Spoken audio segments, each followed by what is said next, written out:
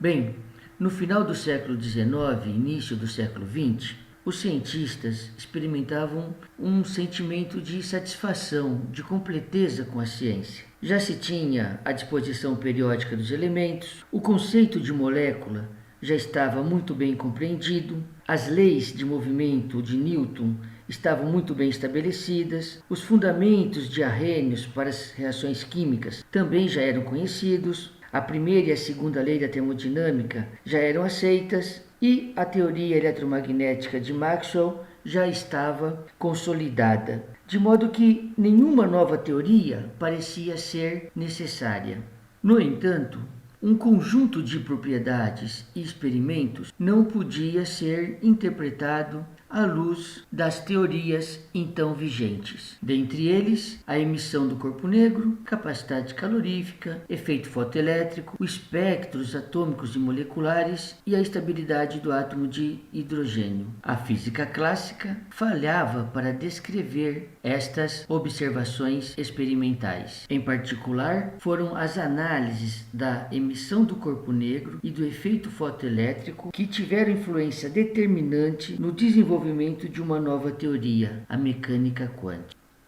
Veremos esses dois efeitos mais adiante, mas antes revisaremos as propriedades da radiação eletromagnética, até porque a natureza ondulatória da luz já estava muito bem estabelecida naquele momento histórico.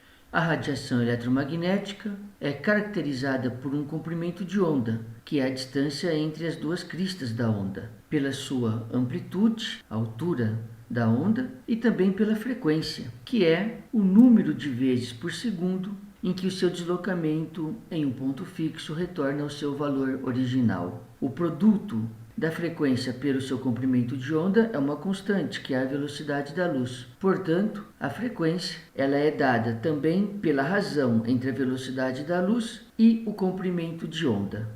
Muitas vezes, por conveniência, principalmente devido à magnitude do número, emprega-se o número de onda no lugar da frequência.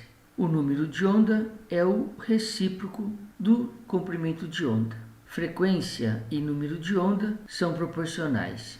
Uma característica própria de ondas é o fenômeno de interferência, que nos seus extremos pode ser completamente construtiva ou completamente destrutiva. A interferência construtiva ou em fase se dá quando os máximos e os mínimos coincidem no espaço e as suas amplitudes se somam. Da esquerda para a direita, há um aumento do distanciamento dos máximos e dos mínimos entre as ondas interferentes, que culmina com uma interferência completamente destrutiva quando o máximo de uma onda coincide com o mínimo da outra e vice-versa, resultando em uma amplitude nula. O que é importante destacar aqui é que o fenômeno de interferência é um fenômeno ondulatório. Portanto, se porventura a matéria exibir um padrão de interferência, é porque ela exibe também um comportamento ondulatório.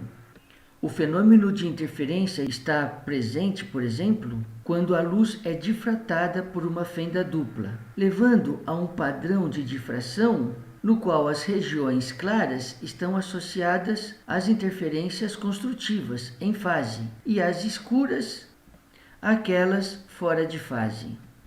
Dependendo do comprimento de onda, a radiação eletromagnética recebe uma denominação particular. Aquelas de maior comprimento de onda e menor frequência, a rádio e microondas, enquanto que aquelas de menor comprimento de onda e maior frequência, a raios-x, raios gamas e assim por diante. O visível corresponde a essa faixa estreita do espectro de 700 a 420 nanômetros, e cada região do espectro interage de uma forma distinta com a matéria. Por exemplo, a radiação microondas excita os movimentos rotacionais de uma molécula. Já o infravermelho, os modos vibracionais. As radiações eletromagnéticas no visível e no ultravioleta, em geral, provocam excitação eletrônica dos elétrons de valência, enquanto que o raio-x, por exemplo, a excitação dos elétrons mais internos. Todo corpo acima de 0 Kelvin absorve e emite radiação eletromagnética. O padrão, por exemplo, da emissão depende da temperatura. Se nós aquecermos uma barra de ferro, com o aquecimento, ela vai se tornando avermelhada. Isto significa que, embora ela esteja emitindo radiação eletromagnética associadas a um amplo intervalo de comprimentos de onda, o comprimento de onda do visível associado ao vermelho domina o padrão de emissão. Conforme nós seguimos aquecendo, o padrão de emissão ele se modifica. O metal começa a adquirir um tom azulado, de forma que o padrão de emissão no que concerne a radiação eletromagnética na região do visível é dominado por radiação eletromagnética associado ao azul. Diferentemente da barra de ferro, o corpo negro ele é capaz de emitir e absorver uniformemente todas as frequências de radiação. Por exemplo, uma cavidade de paredes opacas com um orifício atua como um corpo negro, porque a energia radiante que entra pelo orifício tem pouca probabilidade de sair, dadas as sucessivas absorções nas múltiplas reflexões nas paredes da cavidade, que permitem então que ele entre em equilíbrio térmico. O padrão de emissão de um corpo negro é como este que figura no slide. Aqui, cada curva está associada a uma temperatura distinta. Estas curvas mostram que os comprimentos de onda não são igualmente emitidos.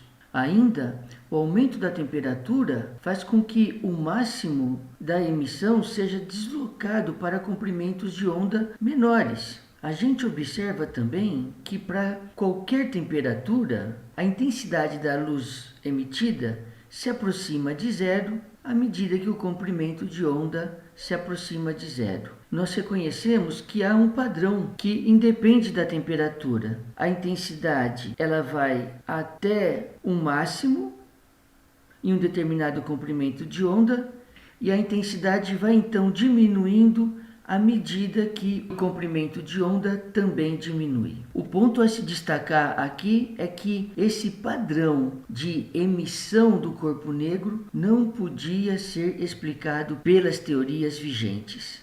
O intento mais bem-sucedido de descrição do espectro de emissão de um corpo negro, baseado na física clássica, foi aquele concebido por John Rayleigh e James Dean. Estes pesquisadores imaginaram que as ondas de luz eram produzidas por osciladores dentro do corpo negro. Ocorre que, segundo a física clássica, um oscilador pode ter qualquer energia, ou seja, um oscilador pode absorver energia continuamente. Sobre essa base e utilizando o princípio da equipartição, que a dependência da intensidade com o comprimento de onda dar-se-ia segundo esta linha tracejada. Embora a lei de Rayleigh-Jeans descreva bem essa região, ela indica que a intensidade ou densidade de energia tende assintoticamente para o infinito à medida que o comprimento de onda diminui. O fato desse modelo prever elevada emissão de radiação eletromagnética de comprimentos de onda pequenos é conhecido como catástrofe ultravioleta. Segundo o modelo de Rayleigh-Jeans, até mesmo um fósforo poderia emitir raios gama. Bem, quem resolveu o problema foi Max Planck. Da mesma forma que Rayleigh-Jeans, Max Planck também supôs que a matéria era constituída por osciladores. Mas, em marcante ruptura com o que se acreditava na época, Planck propôs que a energia de cada oscilador de uma dada frequência estava limitada a certos valores discretos, múltiplos de h-nu, em que n seria 0, 1, 2, 3 e assim por diante. H viria a ser a constante de Planck, cujo valor atual é 6,626 vezes 10 a menos 34 joules segundo. Ou seja, energia vezes tempo, que é uma quantidade também denominada como ação. Planck então calculou a quantidade de osciladores de uma dada frequência utilizando a fórmula de Boltzmann e então a energia média de cada oscilador. E com isso, ele deduziu uma fórmula de distribuição de energia em excelente concordância com os dados experimentais da radiação do corpo negro. O ponto principal a ser destacado é que Planck assumiu que os osciladores não poderiam ter qualquer valor de energia. Poderiam ter apenas valores discretos de energia, ou ainda quantizados. Trata-se de resoluta ruptura com a mecânica clássica. A publicação dessas conclusões em dezembro de 1900 marca o início da física quântica. Bem, 5 anos mais tarde, Einstein utilizou a ideia de Planck da quantização de energia para interpretar o efeito fotoelétrico. O efeito fotoelétrico se refere à emissão de elétrons de uma superfície metálica pela incidência de luz. Então, a radiação eletromagnética, ela incide na superfície de um metal e, dependendo de suas características, elétrons são ejetados e as suas energias cinéticas são então determinadas. As principais observações desse efeito são como segue. Nenhum elétron é emitido a menos que a frequência da luz seja maior que um determinado valor crítico, ou seja, uma frequência limiar. A energia cinética dos elétrons ejetados aumenta com o aumento da frequência, mas é independente da intensidade da radiação.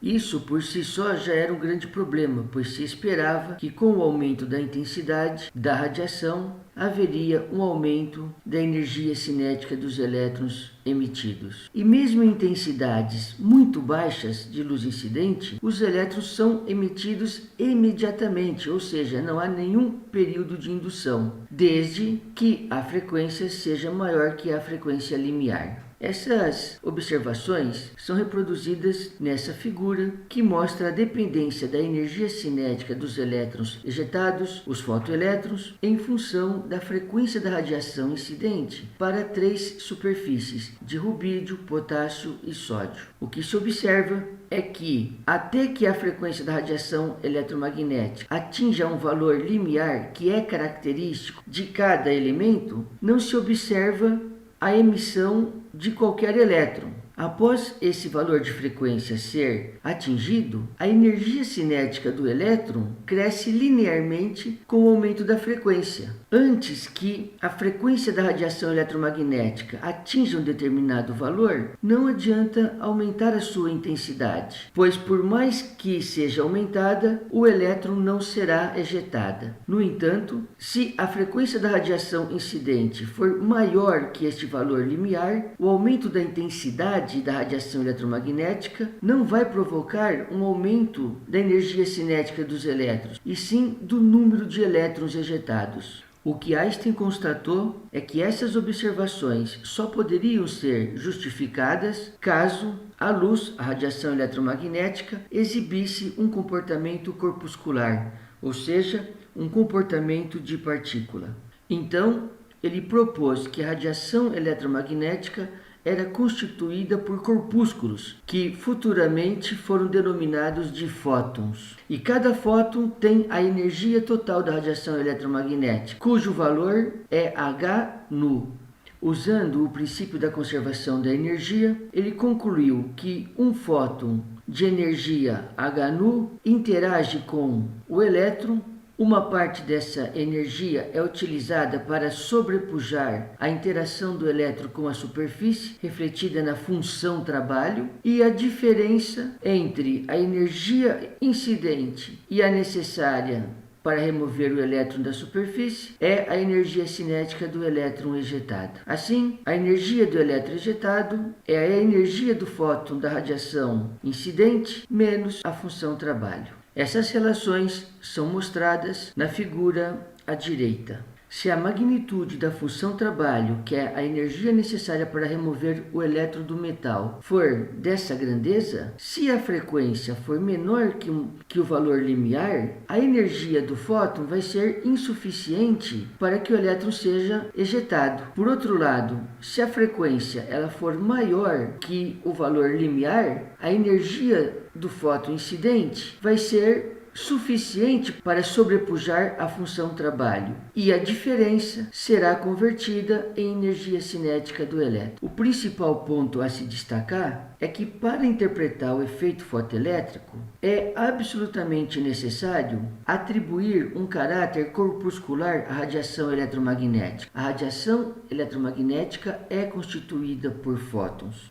Até então, o caráter ondulatório da radiação eletromagnética estava muito bem estabelecido, e agora Einstein mostrava que, além do caráter ondulatório, a radiação eletromagnética também exibia um caráter corpuscular, um caráter de partícula. Estavam ali então estabelecidas as características corpuscular e ondulatória da radiação eletromagnética. E quanto ao elétron? Bem, já não havia dúvidas de que o elétron ele tinha um caráter corpuscular, de partícula. Entretanto, no ano seguinte, em 1926, Davidson e German observaram incidentalmente que um feixe de elétrons eram difratados por um cristal de níquel. A difração é um fenômeno eminentemente ondulatório, de forma que, por óbvio, os elétrons exibiam um caráter ondulatório. Assim como a radiação eletromagnética exibia propriedades de onda e de partícula, os elétrons também o faziam. Este caráter duplo de partícula e de onda, exibido pela matéria e pela radiação, é chamado de dualidade partícula-onda. Veja que a dualidade partícula-onda representa um contrassenso para a física clássica, em que as partículas e ondas são tratadas como entidades inteiramente distintas. A base quantitativa dessa dualidade foi reconhecida por de Broglie. Einstein já tinha mostrado, da teoria da relatividade, que o comprimento de onda e o momento de um fóton estavam correlacionados por esta expressão. E de Broglie argumentou que não só a luz, mas também a matéria obedecia a essa equação.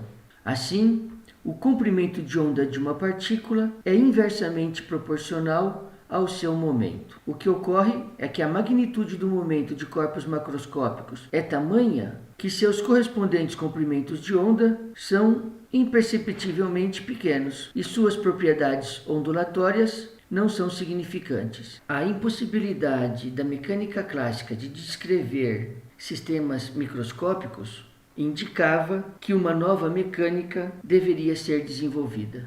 A nova teoria da matéria que se desenvolveu é chamada de mecânica quântica. Bem, a mecânica quântica leva em conta a dualidade onda-partícula e a existência da quantização, admitindo que, em lugar de se deslocar ao longo de uma trajetória perfeitamente definida, uma partícula se distribui através do espaço como uma onda, cuja representação matemática é denominada função de onda psi. E uma premissa fundamental da mecânica quântica é que a função de onda contém informação sobre todas as propriedades do sistema que estão sujeitas à determinação experimental. Portanto, a função de onda é uma entidade fundamental na mecânica quântica. A função de onda é dependente do espaço e do tempo, mas por enquanto vamos considerar apenas a sua dependência com o espaço. Para ser aceita pela mecânica quântica, a função de onda deve obedecer algumas restrições. A função de onda deve ser unívoca, ou seja, ter um só valor em cada ponto do espaço. Deve ser contínua, deve ter derivada primeira contínua e ser finita em todos os pontos de seu domínio. À direita no slide, vemos algumas funções que não são aceitáveis pela mecânica quântica. Em A, por exemplo, essa função ela não é contínua. Em B, ela não tem a primeira derivada contínua. Em C, ela não é unívoca, ou seja, para o mesmo ponto na coordenada nós temos distintos valores para a função de onda. e em D ela não é finita em todos os pontos de seu domínio. Os motivos que demandam estas restrições serão abordados mais adiante. Em mecânica quântica, observáveis são propriedades passíveis de ser medida, por exemplo, energia, momento linear, etc. E nós vimos que a função de onda contém todas as informações sobre as propriedades que podem ser medidas. Portanto, a função de onda contém todas as informações sobre os observáveis. E como extraímos essas informações da função de onda? Isso é feito fazendo-se uma operação matemática sobre a função de onda. Tal operação matemática é representada por um operador, e a cada observável está associado um operador. Então, se nós quisermos extrair a informação sobre a energia da função de onda, nós devemos operar o operador energia sobre a função de onda, e assim por diante. Há um tipo especial de combinação operador-função de onda que, quando calculada, produz uma constante ou um grupo de constantes que multiplica a função original. Referimos-nos a esta equação como equação de alto valor. Então, em uma equação de alto valor ou de valor próprio, o operador aplicado na função de onda vai ser igual a uma constante ou a um conjunto de constantes multiplicado pela função de onda. Ou seja, quando essa condição é respeitada, nós temos uma equação de alto valor ou de valor próprio, na qual a função de onda é uma autofunção ou um autovetor do operador, cujo alto valor é o ômega, que é a constante ou um grupo de constantes. Através da equação de alto valor, nós podemos extrair o valor do observável da função de onda. Se nós estivermos interessados, por exemplo, em extrair o observável energia da função de onda, nós utilizamos aqui o operador energia, e o nosso alto valor será o valor do observável energia. Uma função de onda pode ser autofunção de mais de um operador ou não, e as implicações disso será visto mais adiante. Chama atenção que um operador é sempre denotado por esse acento circunflexo. Bem, vejamos um exemplo. Mostre que a função e elevado a x é uma autofunção do operador primeira derivada e ache o alto valor correspondente. A função e(x ao quadrado é uma autofunção do operador primeira derivada? Veja que é apenas um exemplo e não estamos utilizando um operador associado a um observável qualquer. Bem, nós começamos então escrevendo a equação de alto valor. Então temos aqui a primeira derivada, o operador, agindo sobre a função de onda, dando o alto valor multiplicado pela função de onda. Nós sabemos que a derivada de e elevado a x é a e elevado a x, e isso vai ser igual ao observável multiplicado pela função de onda. Daqui se depreende que o alto valor corresponde a A, ou seja, a função e elevado a x é sim uma autofunção do operador primeira derivada, cujo alto valor é A. Vejamos então o que ocorre com a função e elevado a x ao quadrado. Da mesma forma, montamos a equação de alto valor. Então, o operador primeira derivada, agindo sobre a função, vai ser igual ao alto valor e à função. Quando nós derivamos essa função, nós encontramos esta igualdade aqui. Se compararmos esses dois termos, veremos que a função aparece aqui e aqui, o que nos permitiria associar o valor do observável a 2ax. No entanto, vimos que o alto valor deve corresponder a uma constante ou a um grupo de constantes. E nesse caso, o alto valor está associado a uma variável. Portanto, não podemos dizer que a função e(x ao quadrado seja uma autofunção do operador primeira derivada. Poder-se-ia até imaginar que o alto valor fosse igual a 2a. No entanto, essa função aqui não seria igual a essa. Então, de qualquer forma, nós não teríamos uma equação de alto valor. É importante destacar que os resultados de medidas experimentais corresponderão sempre a autovalores de uma equação de alto valor. Mas esse tema já foi abordado com mais detalhes em um vídeo anterior. Bem, os operadores fundamentais da mecânica quântica são os operadores posição e momento. O operador posição implica a multiplicação pela correspondente coordenada, enquanto que o operador momento é dado por h cortado, que é h sobre 2π, dividido por i, que é a raiz quadrada de menos 1, multiplicado pela derivada com respeito à correspondente coordenada. Vejamos então um exemplo utilizando o operador momento linear. Bem, qual o momento linear de uma partícula descrita por esta função de onda em dois casos, quando b for igual a zero ou quando a for igual a zero. Então, começando para a situação em que a é igual a zero, a função de onda é igual a b que multiplica e elevado a menos i kx. Nós então montamos a equação de alto valor, então o operador função, que é igual ao observável, ao alto valor, multiplicado pela função, ok? A derivada então dessa função aqui é menos ik multiplicado por be elevado a menos i kx. Reconhecemos que esse termo é igual a este daqui. Dividimos i por i e concluímos que o valor do observável momento linear ao longo da coordenada x é menos kh cortado. Se procedermos da mesma forma para b igual a zero, encontraremos que o momento linear ao longo da coordenada x vai ser kh cortado. Ok, nós conhecemos então o operador posição e o operador momento linear. Mas como são os operadores para outros observáveis? Bem, o operador correspondente a uma propriedade B é encontrado escrevendo-se a expressão mecânico-clássica para B como uma função das coordenadas cartesianas e correspondentes momentos, e então procedendo às seguintes modificações. Cada coordenada cartesiana, aqui genericamente referida como Q, é substituída pelo operador multiplicação pela correspondente coordenada. E cada componente cartesiano do momento linear é substituído pelo operador momento. Ou seja, o que nós fazemos? Pegamos a expressão clássica da correspondente propriedade e a expressamos em termos da posição e do momento. Uma vez isso feito, nós substituímos o momento e a posição presentes na expressão pelos correspondentes operadores.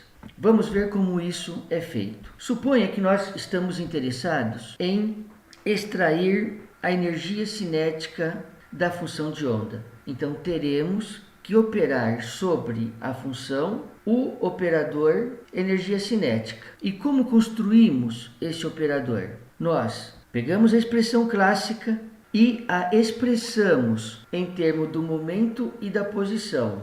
Se nós reconhecermos que o produto massa vezes velocidade é o momento, nós podemos expressar a energia cinética como momento ao quadrado dividido por 2 vezes a massa. Ok, expressamos a propriedade de interesse em termos do operador momento. Agora, nós substituiremos o momento pelo correspondente operador. Como o momento está elevado ao quadrado na expressão clássica, segundo a álgebra de operadores, nós devemos aplicá-lo 2 vezes. O termo 2m é então retido, i multiplicado por i dá menos 1, h cortado vezes h cortado ao quadrado, e a derivada da derivada, a derivada segunda. De forma então que o operador energia cinética é menos h cortado ao quadrado, dividido por 2m, em que m é a massa, multiplicado pela derivada segunda com respeito à correspondente coordenada. E como ficaria o operador energia potencial?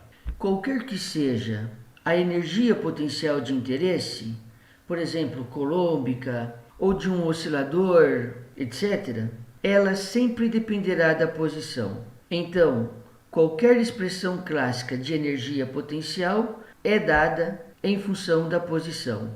Segundo a regra de construção de operadores, deve-se substituir os termos posição e momento da expressão clássica pelos correspondentes operadores. No caso da energia potencial, que é sempre função da posição, deve-se substituir a posição pelo operador posição, que é multiplicar pela correspondente coordenada. O resultado líquido disso é que a expressão clássica da energia potencial e do correspondente operador será a mesma. Bem, vimos então como são os operadores energia cinética e energia potencial. O operador energia total é justamente a soma do operador energia cinética e do operador energia potencial. O operador energia total recebe a denominação de hamiltoniano e é denotado pela letra H. A equação de alto valor que envolve o operador hamiltoniano e o alto valor energia, que talvez seja a equação mais importante da mecânica quântica, é conhecida como equação de Schrödinger.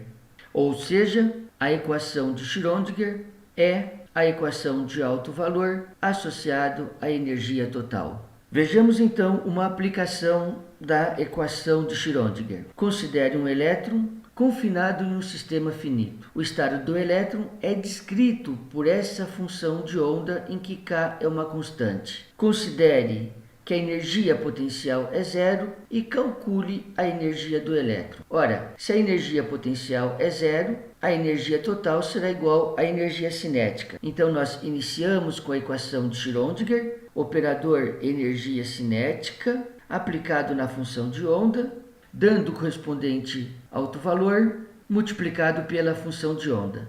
Quando nós derivamos seno de k πx, encontraremos kπ multiplicado por cosseno de kπx. E quando nós fizermos a derivada novamente, encontraremos essa igualdade. Reconhecemos a mesma função de onda aqui e aqui, de forma que E, que é a energia total, nesse caso apenas energia cinética, será igual a esse produto de constantes. Então, h cortado ao quadrado, que multiplica k ao quadrado, que multiplica π ao quadrado, dividido por 2m.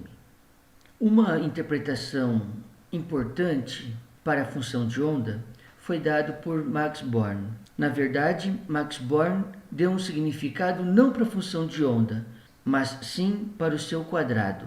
E diz o seguinte: se a função de onda de uma partícula vale πc num certo ponto x, a probabilidade de se encontrar a partícula entre x e x mais dx é proporcional ao quadrado do módulo da função de onda multiplicado por dx. O quadrado do módulo, que é chamado de densidade de probabilidade, é o produto da função de onda pelo seu complexo conjugado. Obtém-se o complexo conjugado de uma função complexa trocando o sinal da parte imaginária. Quando a função for real, o quadrado da função é igual ao quadrado do seu módulo. Assim, a probabilidade de se encontrar a partícula em um intervalo dx em uma dada coordenada x é dada pelo valor do quadrado do módulo da função de onda naquele ponto multiplicado por dx.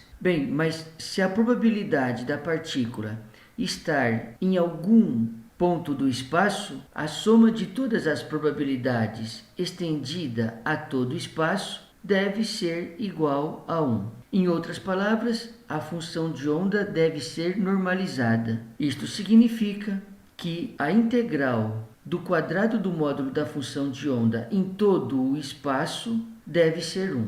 A interpretação de Born deixa claro por que uma função de onda deve ser unívoca. Se a função de onda tivesse mais de um valor em um mesmo ponto, resultaria no absurdo da partícula ter mais de uma probabilidade de estar nas vizinhanças de um certo ponto. Caso a função não seja normalizada, será necessário normalizá-la para que a interpretação de Born pode então ser explorada. Vejamos o seguinte caso. Assuma que a função de onda para um sistema existe e é π igual a seno de πx sobre 2, onde x é a única variável. Se a região de interesse é de x igual a 0 a x igual a 1, normalize essa função. Então, nós precisamos garantir que a integral do quadrado do módulo da função em todo o espaço, que nesse caso é de x igual a 0 a x igual a 1, resulte na unidade. Nós então incorporamos um fator multiplicativo na função e exploramos a condição de normalização. Ou seja, incorporamos um fator multiplicativo e exploramos a condição de normalização, que preceitua que a integral em todo o espaço do quadrado do módulo, que é a função de onda multiplicado por seu complexo conjugado, seja igual a 1. Como a função seno é uma função real, o complexo conjugado será a mesma função. Isolando então a constante n ao quadrado e integrando a função seno ao quadrado de πx sobre 2, identificamos o valor de n como mais ou menos raiz de 2. Como a interpretação de Born trabalha com o quadrado da função de onda, não importa se escolhemos o sinal positivo ou negativo para a constante de normalização. Entretanto, usualmente se adota o valor positivo. Assim, a função de onda normalizada será raiz de 2, que multiplica seno de πx sobre 2. Estando normalizada a função, nós podemos então explorar a interpretação de Born. Vejamos como isso ocorre na prática, através desse exercício. Calcule as seguintes probabilidades usando a interpretação de Born para um elétron que tem uma função de onda unidimensional dado por raiz de 2 seno de πx, entre os limites de x igual a 0 e a 1, em 3 casos distintos. A probabilidade de o elétron estar entre x igual a 0,500 e x igual a 0,501. A probabilidade de o elétron estar na primeira metade do limite de x igual a 0 a 0,5 e a probabilidade do elétron estar entre 0,25 e 0,75. Bem, independente da região de interesse, a definição de probabilidade é sempre a mesma. Ou seja, a probabilidade é dado pelo quadrado do módulo multiplicado por dx, ou ainda o complexo conjugado da função multiplicado pela função dx. Substituindo pela função de onda do problema, a probabilidade é então dada por 2 seno ao quadrado de πx dx. Isso é válido certamente para os 3 casos. Vejamos como então desenvolvemos a probabilidade para esses 3 casos. Bem, o primeiro caso indagava a probabilidade do elétron estar entre 0,5 e 0,501. Veja que a região compreendida entre x igual a 0,5 e x igual a 0,501 é bastante diminuta, de forma que nós podemos identificá-la em uma aproximação com o dx e calculamos π ao quadrado na coordenada 0,5, π ao quadrado na coordenada 0,5, multiplicado por ΔX, ou seja, π quadrado no ponto de interesse multiplicado por ΔX, e encontramos o valor de 0,002. Ou multiplicamos por 100 para ter em porcentagem e encontraremos que a probabilidade de se encontrar a partícula nas vizinhanças imediatas da posição x igual a 0,5 é de 0,2%. Implícito nessa resolução está o fato que na região compreendida entre x igual a 0,5 e x igual a 0,501, π quadrado é uma constante. No segundo caso, que se demanda a probabilidade do elétron estar entre 0 e 0,5, entre x igual a 0 e x igual a 0,5, não se pode assumir que na região compreendida entre esses dois pontos, π² será constante. Obviamente não o é. Assim, π² deve ser integrado em toda a região de 0 a 0,5. Quando essa integral definida é então resolvida, nós obtemos o valor de 0,5 ou de 50%. Ou seja, a probabilidade da partícula estar entre x igual a 0 e x igual a 0,5 em um sistema cuja dimensão é de 0 a 1 é de 50%. Isto se deve porque a função seno e, por decorrência, a função seno ao quadrado são simétricas com respeito ao ponto médio do eixo das coordenadas. O mesmo procedimento é adotado para a terceira questão, apenas alterando os limites de integração de modo a refletir o espaço de interesse. O que é importante destacar aqui é que existe uma única definição de probabilidade, que é dada pelo produto entre o quadrado do módulo da função de onda multiplicado por dx. Como é calculada, depende da informação desejada. Se estivermos interessados em determinar a probabilidade nas vizinhanças de um ponto, não necessitamos integrar π². Mas se o valor de π² varia ao longo da região de interesse, então faz-se necessário a integração. Para sistemas em mais de uma dimensão, se mantém, e a probabilidade de encontrarmos a partícula de um dado ponto A, ou seja, entre x e x mais dx, y até y mais dy, e entre z até z mais dz, é dada pelo quadrado do módulo da função tridimensional multiplicado por dx, dy, dz.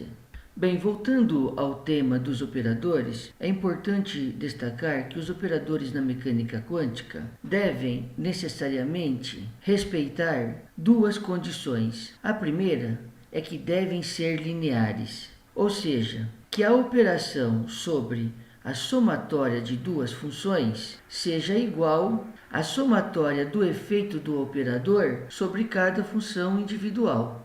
Por exemplo, o operador primeira derivada e, por consequência, o operador momento são, por certo, lineares, porque sabemos que a derivada da soma é a soma das derivadas. Ocorre o mesmo com o operador integração, pois a integral da soma é a soma das integrais. Diferentemente, o operador radiciação não é um operador linear, porque a raiz da soma é diferente da somatória das raízes. O segundo requerimento é que os operadores da mecânica quântica devem ser necessariamente hermitianos. E um operador é hermitiano quando a seguinte relação é válida, ou seja, que a integral do produto do complexo conjugado da função π e da aplicação do operador A sobre φ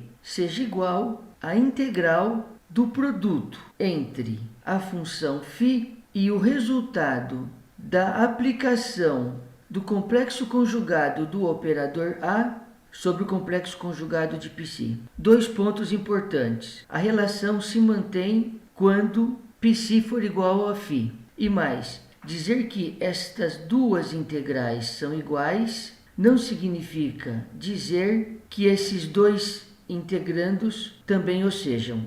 É importante destacar que a expressão da hermiticidade pode ser encontrada de diversas formas, como por exemplo essas que figuram no slide, todas certamente equivalentes. Bem, os operadores posição e momento, assim como todos os operadores da mecânica quântica, são hermitianos. Em particular, a hermiticidade dos operadores posição e momento foi demonstrada em sala de aula. Não deixem de revisitá-la. os operadores hermitianos são muito importantes em virtude de duas de suas propriedades. Eles garantem que seus autovalores são reais e que as suas autofunções são ortogonais. Então, autovalores de um operador hermitiano são reais. E tem que ser mesmo, pois os valores que são medidos experimentalmente são valores reais e estão associados aos autovalores de uma equação de alto valor, como nós vimos anteriormente. A demonstração de que autovalores de operadores hermitianos são reais também foi feita em sala de aula. Por favor, não deixem de refazê-la, bem como a demonstração de que as autofunções de um operador hermitiano são ortogonais. E se duas funções forem ortogonais, a integral do produto dessas funções será zero. Ao longo do curso, nós exploraremos muito a condição de ortogonalidade de autofunções de operadores hermitianos. Vejamos um exemplo sobre a ortogonalidade de autofunções de um operador hermitiano. As funções seno de x e seno de 2x são autofunções do operador segunda derivada? Se sim, calcule os correspondentes autovalores e mostre que tais funções são ortogonais. Bem, quando nós montamos uma equação de alto valor, a gente observa que as funções seno de x e seno de 2x são sim autofunções do operador segunda derivada. O autovalor correspondente à função seno de x é menos 1, enquanto que o autovalor correspondente à função seno de 2x é menos 4. Embora o exercício não enfatize, o operador segunda derivada ele é um operador hermitiano. Você até poderia imaginar que este é o caso, porque o operador energia cinética é o produto entre a constante menos h cortado ao quadrado sobre 2m e a segunda derivada com respeito à correspondente coordenada. Inclusive, a demonstração de que o operador segunda derivada é hermitiano é proposição de um exercício postado no Moodle. Bem, então o que está ocorrendo? Nós temos duas funções que são autofunções de um operador hermitiano.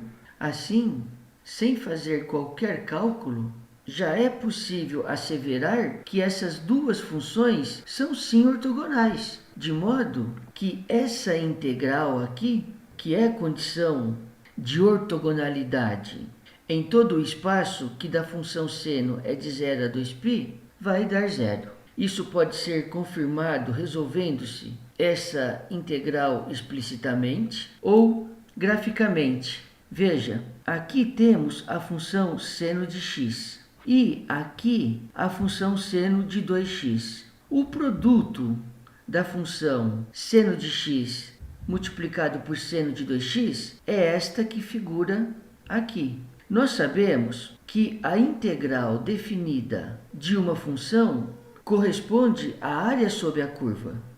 Veja que a somatória dessa área e dessa é em módulo igual à somatória desta com esta, de modo que o resultado líquido é zero, ok? É isso aí.